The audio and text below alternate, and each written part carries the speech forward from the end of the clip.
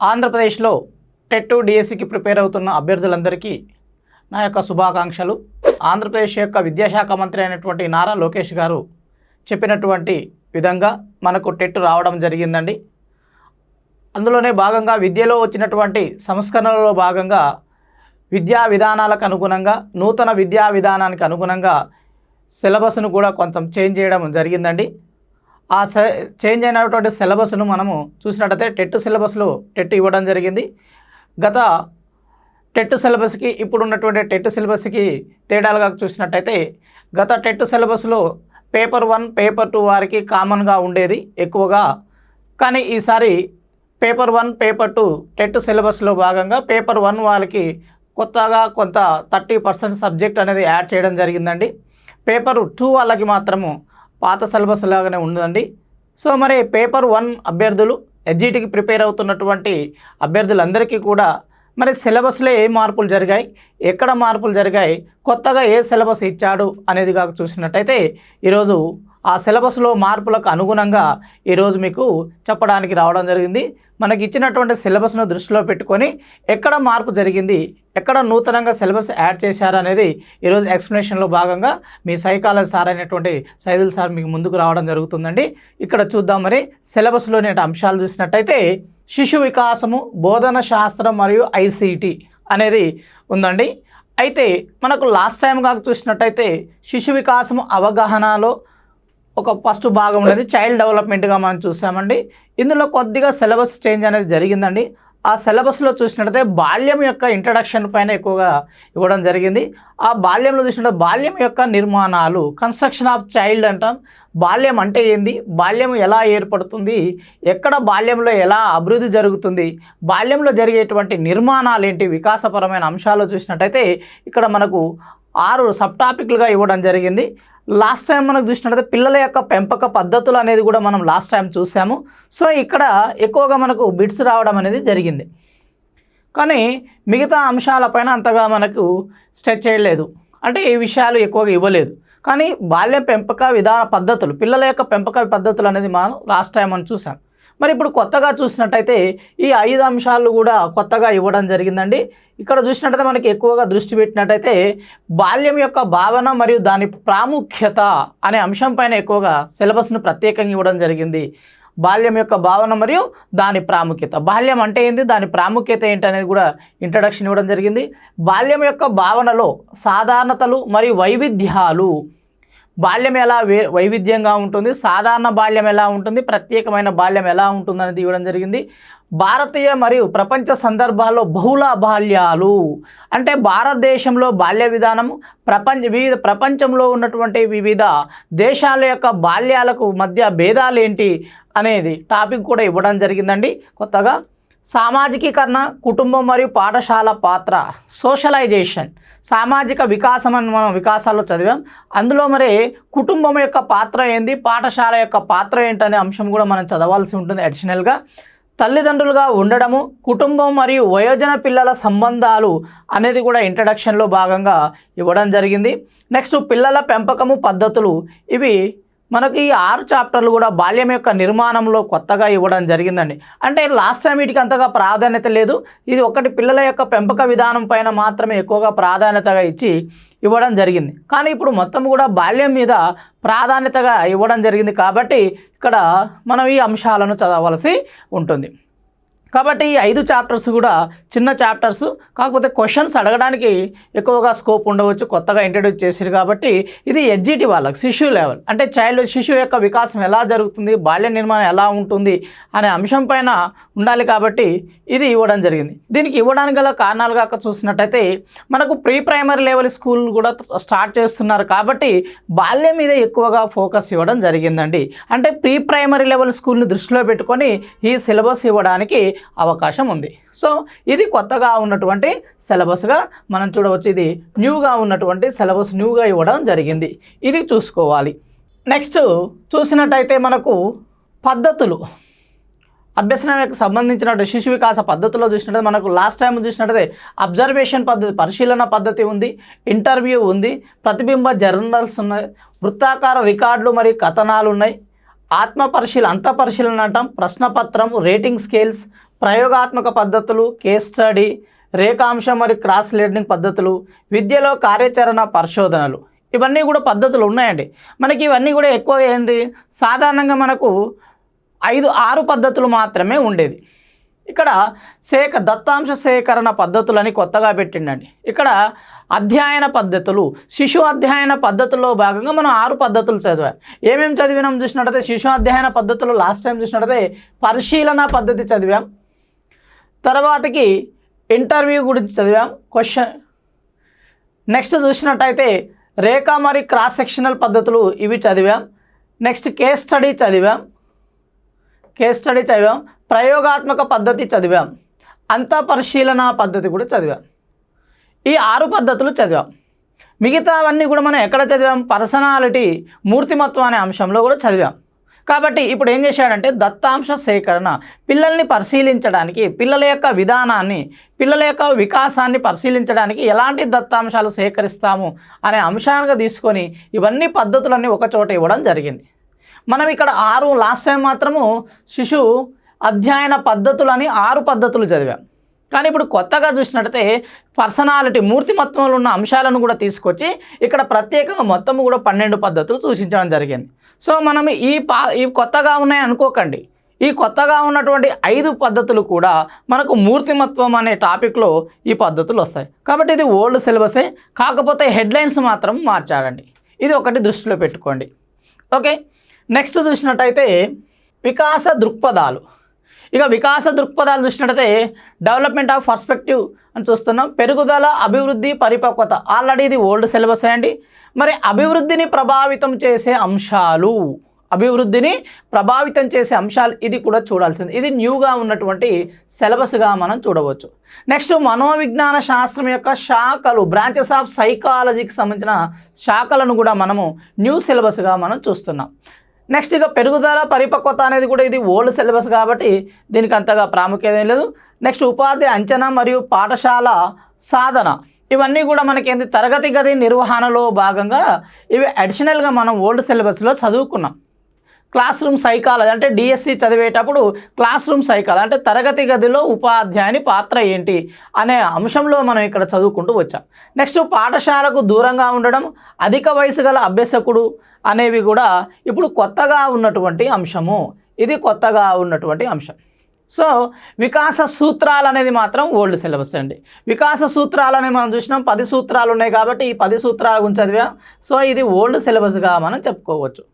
ఇక వికాసంలో మైలురాళ్ళు మరియు ప్రమాదాలు అన్న అజార్డ్స్ ఆఫ్ ద డెవలప్మెంట్స్. మరి వికాసములో మైలురాళ్ళు అంటే చూసినట్టయితే మనం 6 రకాల వికాసాలు చూసాము. ఆ 6 రకాల వికాసాల గురించి చూస్తే అవి మరి మైలురాళ్ళు, ఏ వికాసంలో ఎలాంటి మార్పులు వస్తున్నాయి అనేది కూడా మనం చూసాం. ఇది కూడా ఓల్డ్ సిలబసే అండి. సో ఇలాంటిది ఏమీ లేదు. నెక్స్ట్ శారీరక చలన వికాసాలు అంటే శారీరక వికాసము ఎలా మార్పు వస్తుంది అనేది వికాసాల్లో అన్నీ కూడా చదివాం. నెక్స్ట్ పాఠశాల సంస్కృతి, ఉపాధ్యాయులతో సంబంధం, ఇది న్యూ సిలబస్గా మనం చూడవచ్చు. న్యూ సిలబస్గా ఉన్నటువంటి అంశం చూడవచ్చు. శారీరక వికాసాలు 6 రకాల వికాసాలను మనం చూసినాం. ఏంటిది, శారీరక వికాసం గురించి చదివినాం, మానసిక వికాసం గురించి చదివినాం,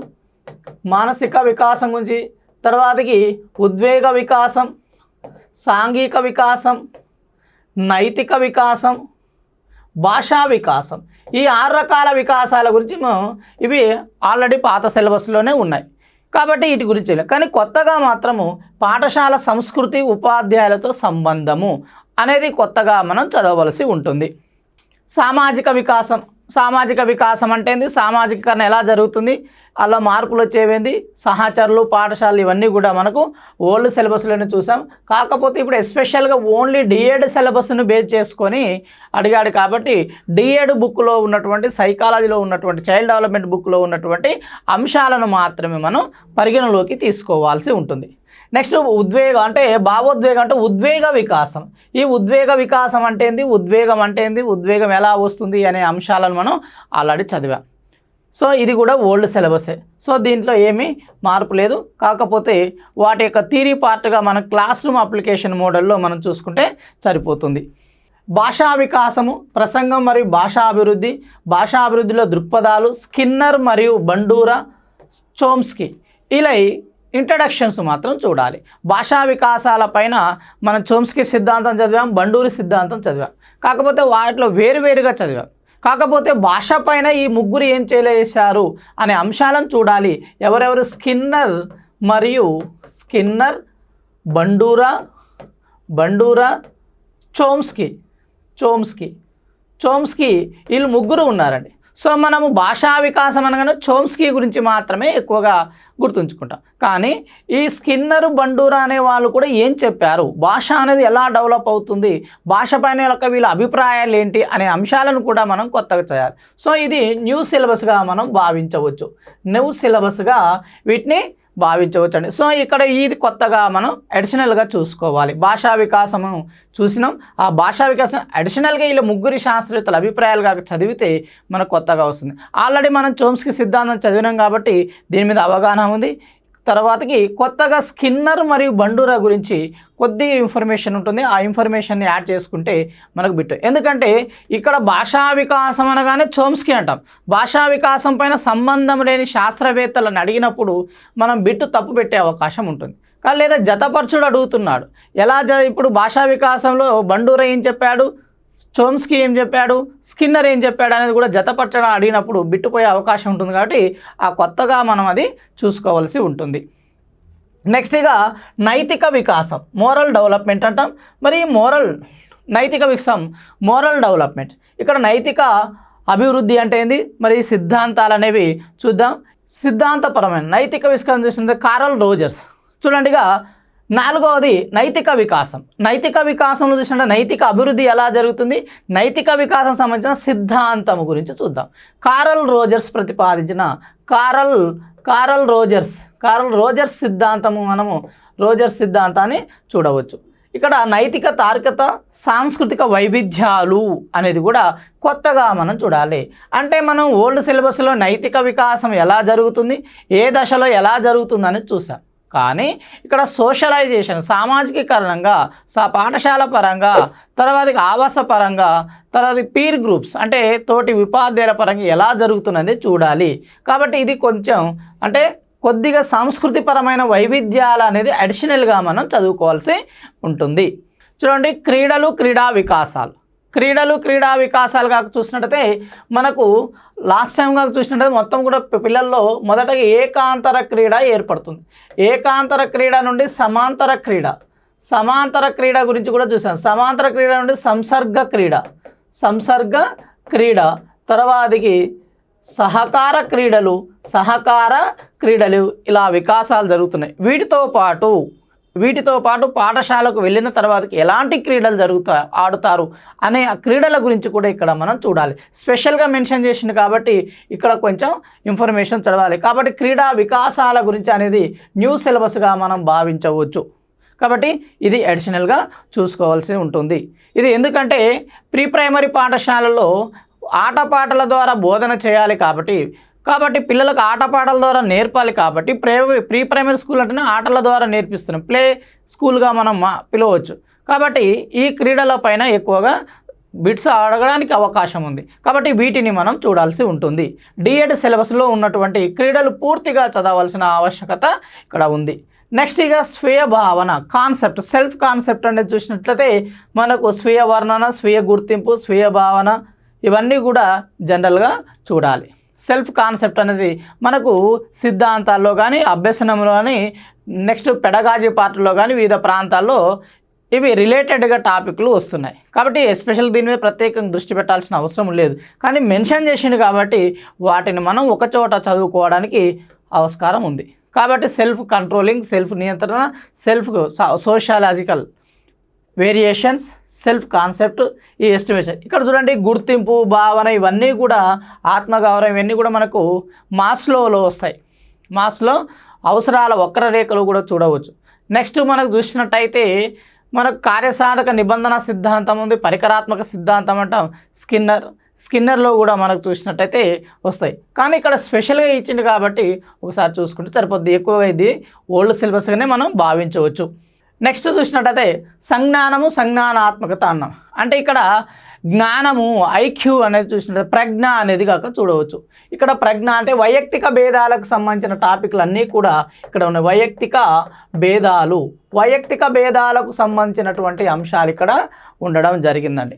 సో మనం ఇక్కడ చూసినట్టయితే జ్ఞానము అంటే ఏంటంటే ప్రజ్ఞ అండి. ప్రజ్ఞ అంటే ఏంది, ప్రజ్ఞ ఎలా అభివృద్ధి చెంది, ప్రజ్ఞ పరీక్షలు అవన్నీ కూడా చూడవచ్చు. జ్ఞానాభివృద్ధి కారకాలు అంటే అవగాహన, ఆలోచన, ఊహ, సమస్య సాధన, తార్కికం, మెటాకాగ్నిషన్, సృజనాత్మకత ఇవన్నీ కూడా వైయక్తిక భేదాల్లో భాగంగా మనము చదువుతూ ఉన్నాం. చూడండి వ్యక్తిగత వ్యత్యాసాలన్నీ కూడా ఇవే అండి. చూడండి తెలివితేటలు, స్వభావం మరియు మేధస్సు అంటే ఐక్యూ అంటాము. సిద్ధాంతాలు, సింగిల్ ఫ్యాక్టర్ సిద్ధాంతం ఇవన్నీ కూడా ప్రజ్ఞకు సంబంధించినటువంటి సిద్ధాంతాలు. అంటే వైయక్తిక భేదాల్లో ఉన్నటువంటి అభిరుచులు, ఆలోచనలు, ప్రజ్ఞ, వైయక్తిక భేదాలు, సహజ సామర్థ్యం, సృజనాత్మకత, స్వబుద్ధి ఇవన్నీ కూడా వాటికి సంబంధించినటువంటి అంశాలు. కాబట్టి ఇది కొత్త సిలబస్ ఏమి కాదండి, నేమ్స్ మాత్రమే చేంజ్ అయినాయి. కాబట్టి వీటి గురించి అంతగా టెన్షన్ పడాల్సిన అవసరము లేదు. వైయక్తిక భేదాలు అనే టాపిక్ కాక చూస్తే మనకి ఇది ఈజీ అండి, నేమ్స్ మాత్రమే చేంజ్ అయ్యాయి.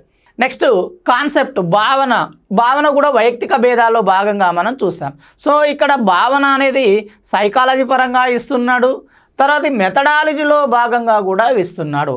ఇప్పుడు నిర్మాణాత్మక అభ్యసనం కాబట్టి కన్స్ట్రక్షనల్ థియరీ కాబట్టి కన్స్ట్రక్షన్ థియరీలో ముఖ్యంగా ప్రధాన పాత్ర వహించేంటే కాన్సెప్ట్, భావనలు. మరి దీనికి సంబంధించిన అంశం కాక చూసినట్టయితే మనకు స్మృతి విస్మృతిలో కూడా దీనికి ఇంట్రడక్షన్లో భాగంగా కూడా మనం చదువుకోవచ్చు. అయినా కానీ వైయక్తిక భేదాల్లో భావనలు అనే టాపిక్లో మనం వీటి గురించి ఇవ్వడం జరిగింది. మరి భావన నిర్మాణంలో బ్రూనర్ మరియు జీన్ పియాజే భావనల పైన ఎలాంటివి చేశారంటే కొత్తగా ఏం టెన్షన్ పడాల్సిన అవసరం లేదు. పియాజే సిద్ధాంతం ఒకటి, బ్రూనర్ సిద్ధాంతాలన్నీ కూడా భావనలకు సంబంధించినవి. కాబట్టి ఇక్కడ మనకి ఇది ఓల్డ్ సిలబస్ అనేది భావించవచ్చు. ఇది భావనల గురించి వైయక్తిక భేదాలు ఉంది, సిద్ధాంతాలు మనం ఆల్రెడీ చదివినాం కాబట్టి కామన్ సిద్ధాంతం. నెక్స్ట్ ఇక అభ్యసన ప్రక్రియలు, కాంటెంట్. పిల్లల్లో అభ్యసన ప్రక్రియలు ఎలా నేర్చుకుంటారు? సో ఇది పెడగాజీలో భాగంగా ఉంటుంది. అభ్యసనం అంటే ఏంది, అభ్యసనం ఎలా జరుగుతుంది, అభ్యసనానికి సంబంధించిన భావనలు ఏంటివి, ఆలోచన మరియు వివక్షత ప్రక్రియ, ఆలోచన ప్రక్రియ అంటే ఆలోచనలు అనేవి మనం ఎక్కడ చూసాము, వైయక్తిక భేదాల్లో ఆలోచనల గురించి చూసాం. ఆలోచన రకాలు, ఆలోచన విధానాలు, ఆలోచనకు సంబంధించినటువంటి సోపానాలు అనే పాఠం కూడా మనం వైయక్తిక భేదాల్లో చూసాం కాబట్టి ఇవన్నీ అక్కడ చెందుతాయి. నెక్స్ట్ ప్రస్తుతం పిల్లల ఆలోచన నిర్మించడం ఎలా, నెక్స్ట్ సంబంధాలు ఏర్పరచడం ఎలా, అర్థాన్ని ఏర్పరచడం ఇలాంటివి కొత్తగా ఉన్నాయి. సో ఇక్కడ మాత్రమే ఇవి ఉపయోగించాలి. సో ఇది కొత్త సిలబస్ కాబట్టి డిఎడ్లో ఉన్నటువంటి డిఎడ్ బుక్లో ఉన్నటువంటి సిలబస్ను కాక మనం చదివినట్లయితే ఇది పూర్తి అవుతుందండి. ఓకే. సో మూర్తిమత్వం అనే టాపిక్ పూర్తిగా మనకి ఓల్డ్ సిలబస్ అండి. ఇక్కడ ఎలాంటి చేంజ్ లేదండి, యాస్టీజ్గా మూర్తిమత్వం కాక మనం చదువుకుంటే సరిపోతుంది. అందులో మానసిక ఆరోగ్యము, తర్వాత సర్దుబాటు, సంఘర్షణ విధానాలు, రక్షణ విధానాలు, ఒత్తిడి, ఆందోళన, సరికాని అంశాలు, కౌన్సిలింగ్ ఇవన్నీ కూడా మూర్తిమత్వంలోనే భాగం. కాబట్టి ఇవన్నీ కూడా కొత్తగా చేంజ్ అయిన సిలబస్ ఏమీ కాదండి, ఇదంతా ఓల్డ్ సిలబస్సే. సో ఇక సెకండ్ యూనిట్కి వెళ్ళినట్లయితే అభ్యసనం లెర్నింగ్ అనేది ఉందండి. మరి అభ్యసనం అంటేది అభ్యసనం అర్థము, స్వభావము, రకాలు, అభ్యసన వక్రతాలు అంటే వక్రరేఖలు. సో ఇవన్నీ కూడా ఓల్డ్ సిలబసే కాబట్టి దీంట్లో కొత్తగా ఏమీ లేదండి. అభ్యసన సందర్భాలు అంటే అభ్యసనం ఎక్కడ జరుగుతుంది అనేది ఇల్లు, పాఠశాల, పర్యావరణం అంటే మన అభ్యసనానికి సంబంధించిన కారకాలు అని చెప్పాం. Influence of the learning factors, అభ్యసనం పైన ప్రభావం చూపే కారకాలు చూసాం కాబట్టి ఇవన్నీ కూడా ఓల్డ్ సిలబస్లే అండి. సో ఇది ఇక్కడ ఏమీ చేంజ్ కాలేదు, కాకపోతే హెడ్లైన్స్ మాత్రమే చేంజ్ అయినాయి. సో డిఎడ్ బుక్ ప్రామాణికంగా చదువుకుంటే ఒక కొత్తగా 2-3 పాయింట్స్ కంటే ఎక్కువ ఏమీ ఉండవు. కాబట్టి డిఎడ్ బుక్ను మనం ఒక్కసారి చదివినట్లయితే జనరల్గా ఉంటుంది కాబట్టి జనరల్ ఐటమ్స్ కొత్తగా ఉన్నాయి, టిక్ చేసుకుంటే సరిపోతుంది, లేదా ఐడెంటిఫై చేసుకొని వాటి మీద దృష్టి పెడితే సరిపోతుందండి. ఇది ఈజీ టాపిక్, అంతగా క్లిష్టమైనది ఏమీ కాదు. నెక్స్ట్ ఇక అభ్యసన సిద్ధాంతాలన్నీ కూడా కొత్తగా ఏమి లేవండి, అన్నీ పాత సిద్ధాంతాలే. ఈ 5E కన్స్ట్రక్షన్ థియరీ అనేది మెథడాలజీలో భాగంగా వస్తుంది. సో మనం మెథడాలజీలో చదువుతున్నాం కాబట్టి ఇది ఏం లేదండి. భాష మరి టీచర్ పాత్ర, దాని తరగతి గది అనువర్తనాలు అంటే మనం ప్రతిదీ కూడా డిఎస్సి చదివేటప్పుడు తరగతి గది అనువర్తనాలుగా చదివాం. సో ఇప్పుడు మరి టెట్లోనే ఇచ్చాడు కాబట్టి క్లాస్ రూమ్ బేస్డ్గా మనం చదువుకుంటే సరిపోతుంది. ఈ reciprocal teaching, collaborative learning teaching, knowledge construction teaching ఇవన్నీ కూడా మనకు పెడగాజీలో చదివాం. కాకపోతే ఇప్పుడు అన్నీ కూడా అభ్యసన సిద్ధాంతాలని ఒకే చోట చేర్చాడు కాబట్టి ఇక్కడ మనం చదువుకుని సరిపోద్ది, లేదా పెడగాజీ పార్ట్లో భాగంగా చదువుకుని సరిపోతుందండి. ఈ 5E నమూనా అనేది మనకు మెథడాలజీలో ఉండేదండి. అంటే సైన్స్ మెథడ్ కానీ ఎక్కువగా సైన్స్ మెథడ్లో ఉంది. సైన్స్ మెథడ్ నుంచి మనం ఇక్కడ చదువుకున్న ఏదో ఒక చోట ఇది చదువుకొనే ఉంటాం కాబట్టి దీని మీద ఎంతో టెన్షన్ పడాల్సిన అవసరం లేదు. ఇక్కడ కొత్తగా ఏమీ మార్పు లేదు.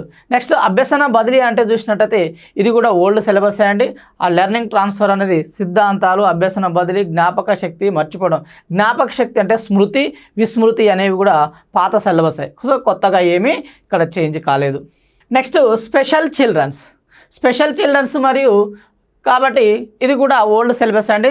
ప్రత్యేక అవసరాల విద్యను కాక మనం చదివినట్టయితే ఇక్కడ మొత్తం కూడా జరుగుతుంది కాబట్టి ఇది కొత్తగా ఏమీ మార్పులు జరగలేదు. సో పెడగాజీ, ఇక పెడగాజీలో కాక చూసినట్టయితే భావన, స్వభావం, పాఠశాలకు రాకముందు ఇక్కడ చూడండి అభ్యసకుడు, జ్ఞానము, అభ్యసన రకాలు, భావన, స్వభావం. ఆల్రెడీ భావన అనేది ముందు కూడా వచ్చింది కాబట్టి అక్కడ చదివా, ఇక్కడ చదవాల్సిన అవసరం లేదు.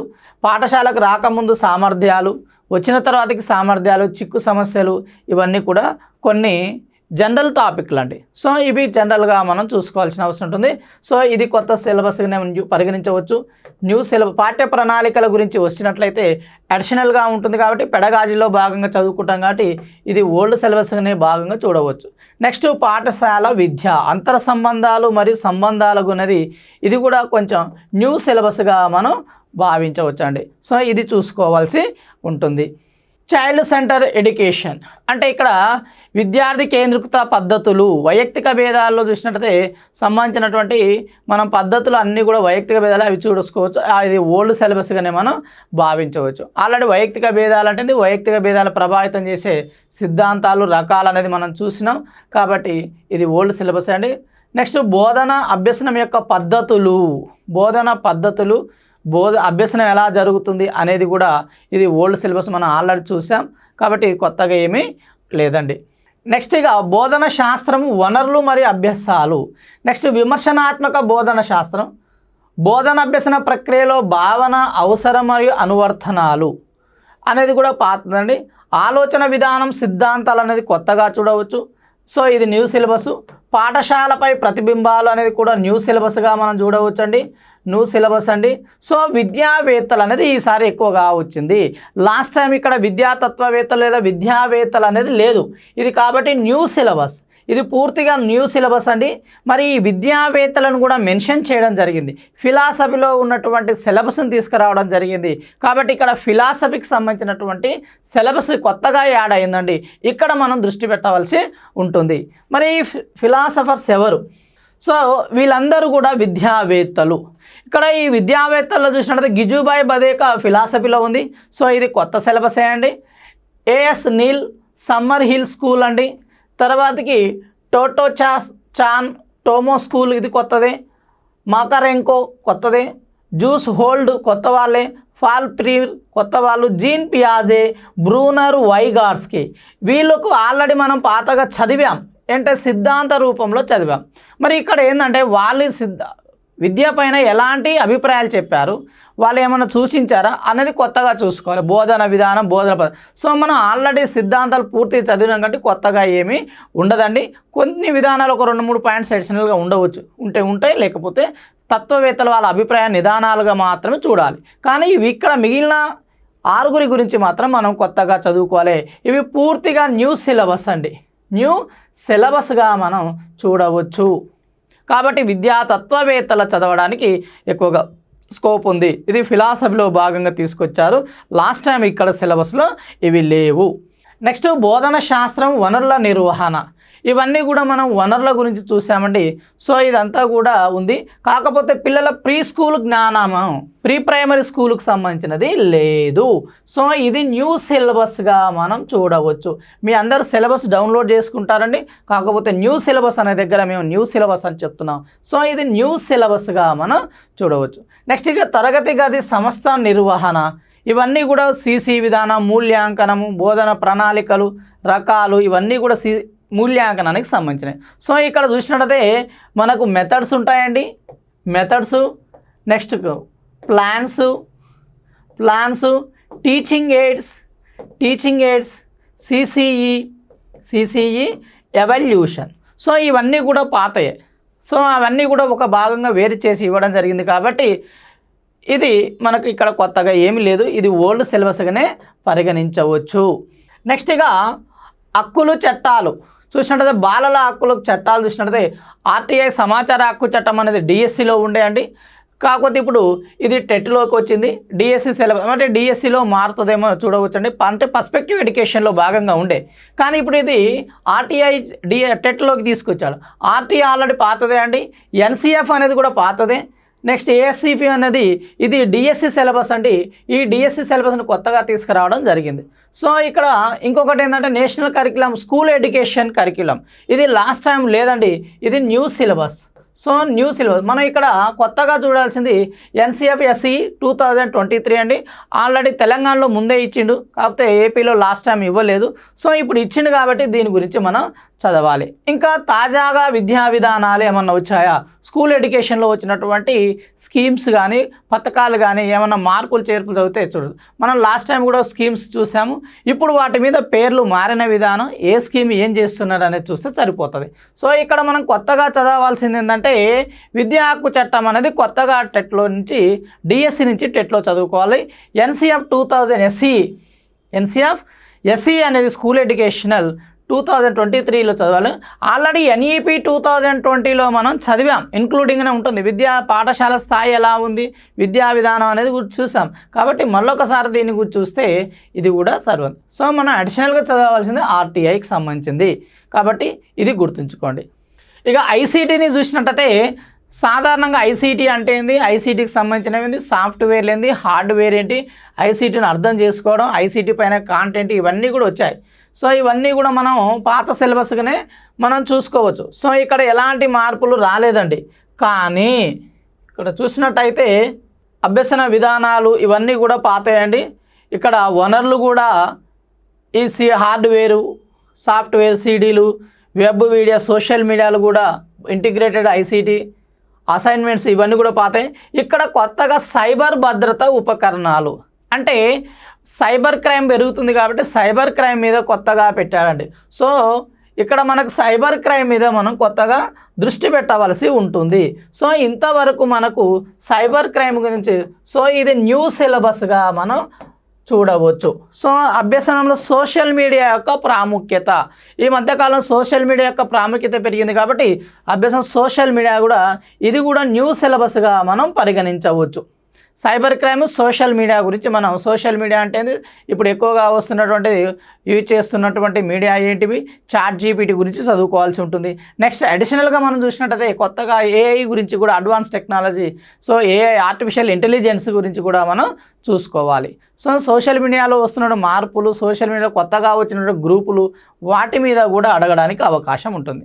సో ఇక్కడ సోషల్ మీడియా మరియు సైబర్ క్రైమ్ మీద కొత్తగా చదవాల్సి ఉంటుంది. సో ఇవన్నీ కూడా మనకు ఆన్లైన్ కోర్సులు మూక్స్లో భాగంగా ఇవి రావడం జరిగింది.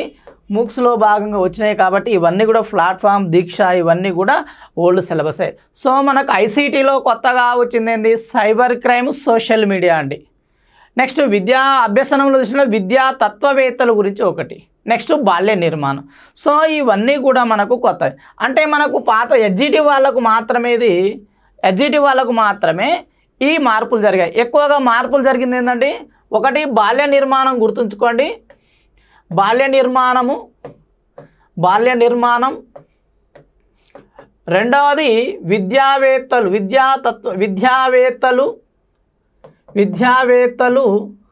మూడవది సైబర్ క్రైమ్.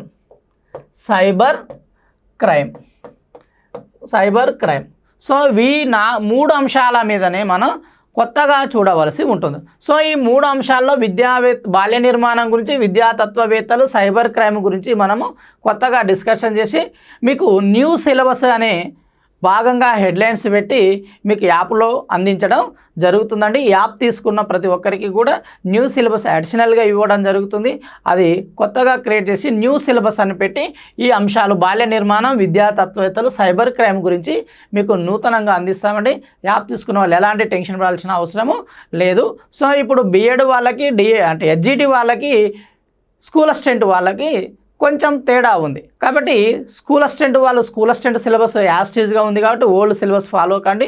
కానీ హెచ్జిటి వాళ్ళు మాత్రం పేపర్ 1 ప్రిపేర్ అయ్యే వాళ్ళు మాత్రం అడిషనల్గా ఈ కొత్తవి చదవలసి ఉంటుంది. ఓకే, ఇంకా ఏమన్నా మార్పులు చేర్పులు అనేది సిలబస్ ఇచ్చిండు కాబట్టి ఇక ఏమి జరగదు. సో మారుతున్న పరిస్థితులకు ఇచ్చిండు కాబట్టి ఆస్పిరెంట్స్ డిఎస్సి టెట్కు ప్రిపేర్ అయ్యేటువంటి ఆస్పిరెంట్స్ అందరూ కూడా వీటిని దృష్టిలో ఉంచుకొని మంచి మార్క్స్ సాధిస్తారనే ఉద్దేశంతో ఈరోజు మీకు ఈ సిలబస్ మీద విశ్లేషణ చేయడం జరుగుతుందండి. ఇవి దృష్టిలో పెట్టుకొని ఇక్కడ చదవండి. కొత్తగా ఉన్నాయి కాబట్టి పాత వారికి అయితే ఆల్రెడీ మొత్తం చదివి ఉంటారు కాబట్టి ఈ కొత్తవి కూడా యాడ్ చేసుకొని చదవండి. ఎందుకంటే తత్వవేత్తల మీద అవకాశం ఉంది, క్వశ్చన్లు అడుగుతున్నాడు కాబట్టి ఇది గుర్తుంచుకోండి. సో కొత్తగా ప్రిపేర్ అయ్యే వాళ్ళకి ఎలాంటి ప్రాబ్లం ఉండదు. న్యూ సిలబస్ కాబట్టి వాళ్ళు మొత్తం కూడా ప్రిపేర్ అవ్వడానికి ఆస్కారం ఉంటుంది. టెన్షన్ పడాల్సిన అవసరం, ఎందుకంటే వాళ్ళు కొత్తగా చదువుతున్నారు కాబట్టి యాస్టీజ్గా సిలబస్ను ఫాలో అవుతారు. కానీ ఆల్రెడీ ప్రిపేర్ అయ్యి ఉన్న వాళ్ళు, లాస్ట్ టైం ఉన్న వాళ్ళందరికీ, పాత వారికి మాత్రం అవగాహన కోసం, ఈ పాత వారికి సిలబస్ పైన ఎక్కడ చేంజ్ అనేది అవగాహన కలిగించడం కోసమే ఈరోజు మీకు ముందుకు వచ్చే ఈ సిలబస్ను విశ్లేషణ చేయడం జరుగుతుందండి. Okay, thank you, all the best.